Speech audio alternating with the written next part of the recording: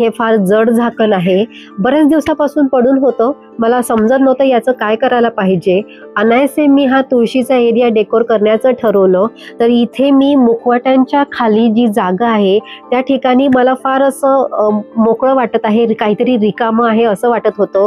तर त्यासाठी मी इथे एक हे सुंदर असा DIY तयार करून घेतलेला आहे।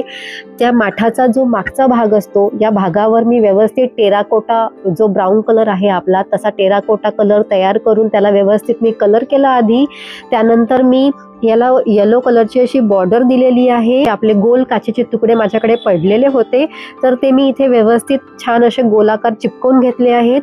आणि बऱ्याच दिवसापासून मला ही सरस्वती रांगोळी कुठेतरी काढायची होती। मला ही सरस्वती रांगोळी फारच आवडते, तर मी यावर सरस्वती रांगोळी ड्रॉ करण्याचं ठरवले।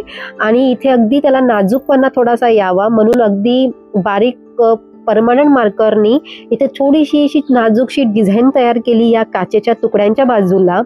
आणि ही जी सरस्वती रांगोळी आहे ही सुद्धा मी परमनंट मार्करनीच तयार केलेली आहे।